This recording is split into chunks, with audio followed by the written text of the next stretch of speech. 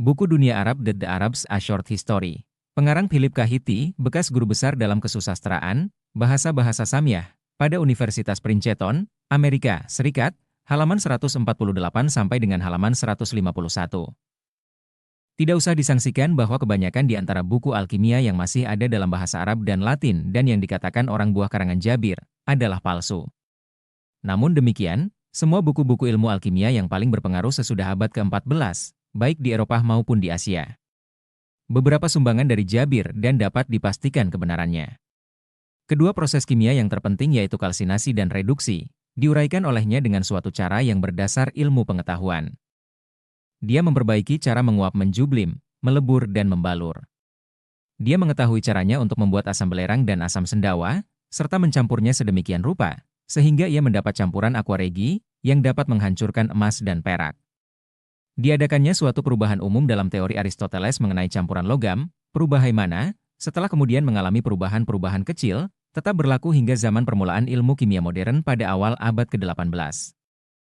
Kewajiban melakukan haji, masjid-masjid yang harus menghadap ke arah Mekah dan muka yang harus menghadap ke arah Ka'bah tatkala melakukan sembahyang, semua ini memberikan suatu dorongan yang bersifat keagamaan kepada studi Arab dalam lapangan ilmu bumi. Astrologi, yang mengharuskan adanya penetapan bujur lebar dan bujur panjang dari semua tempat di atas muka bumi, menambahkan pengaruh ilmunya lagi kepada studi tersebut. Antara abad ke-7 dan ke-9 kaum pedagang muslim sudah sampai ke Tiongkok di sebelah timur, baik melalui daratan maupun melalui lautan, dan mendarat di Pulau Zanzibar dan pesisir-pesisir Afrika yang terjauh di sebelah selatan dan menerobos masuk ke dalam negeri Rusia di utara. Sedang gerakan mereka ke arah barat hanyalah dihalangi oleh lautan kegelapan Lautan Atlantik yang menakutkan itu.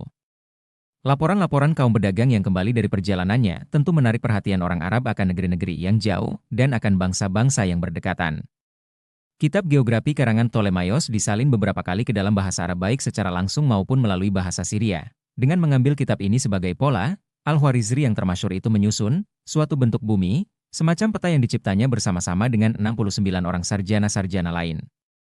Peta inilah peta langit dan bumi yang pertama dalam dunia Islam.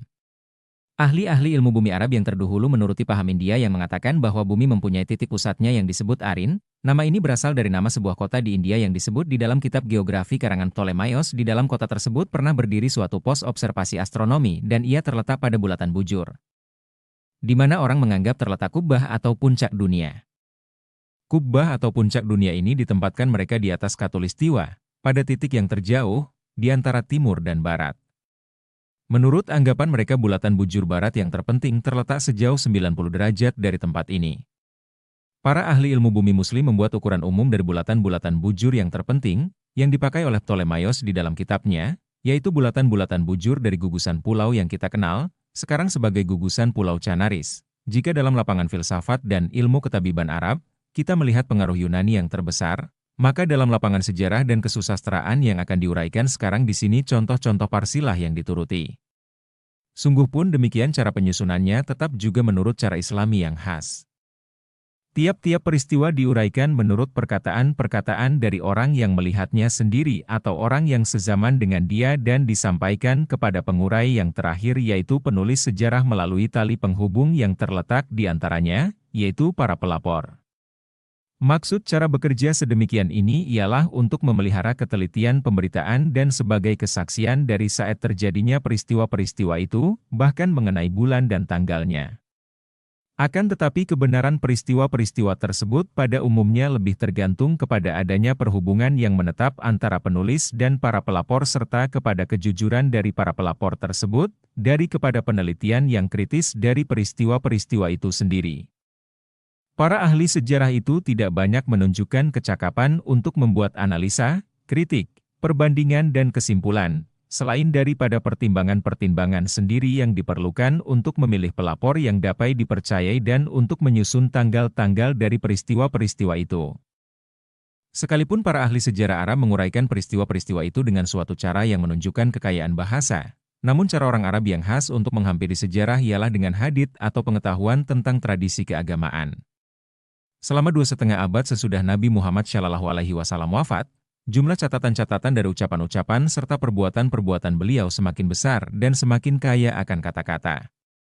Di mana saja ada perselisihan paham mengenai religi, politik atau soal masyarakat maka masing-masing pihak beranggapan bahwa kebenaran pendiriannya dapat dibuktikan dengan salah satu perkataan atau ucapan Nabi. Tiap-tiap hadits yang sempurna terdiri dari dua bahagian. Rentetan nama-nama orang yang dapat dipercaya dan suatu teks. Teks tersebut tertulis di belakang deretan nama-nama orang kepercayaan itu dan harus selalu mengadakan keterangan sebagai berikut. Si A menceritakan kepada saya, bahwa si B menceritakan kepadanya suatu cerita yang didengarnya dari si C yang mendengar cerita itu dari si D, yang dilaporkan oleh si E kepadanya, sebagai berikut. Cara yang demikian dituruti juga dalam usaha pencatatan sejarah dan dalam kesusastraan budi. Di dalam semua lapangan ini, kritik yang diberikan biasanya hanyalah sepintas lalu saja, terbatas hanya kepada penguraian reputasi dari orang-orang yang menceritakan peristiwa-peristiwa itu. Orang-orang mana juga merupakan penanggung jawab serta yang memungkinkan adanya suatu perhubungan yang tak putus-putusnya hingga kepada Nabi sendiri. Di samping orang Romawi, orang Arablah satu-satunya bangsa dalam abad pertengahan yang menjunjung tinggi pengetahuan tentang jurisprudensi serta yang mengembangkan suatu sistem sendiri. Hal ini terutama didasarkan kepada Al-Quran dan Hadits dan dipengaruhi oleh sistem Yunani Romawi. Dengan undang-undang kanonik Islamlah semua firman-firman Allah, seperti yang diwahyukan di dalam Quran dan diuraikan di dalam Hadits, disampaikan kepada angkatan di kemudian hari. Perintah-perintah di dalam undang-undang kanonik inilah yang mengatur seluruh hidup seorang muslim dalam lapangan keagamaan, politik dan kemasyarakatan.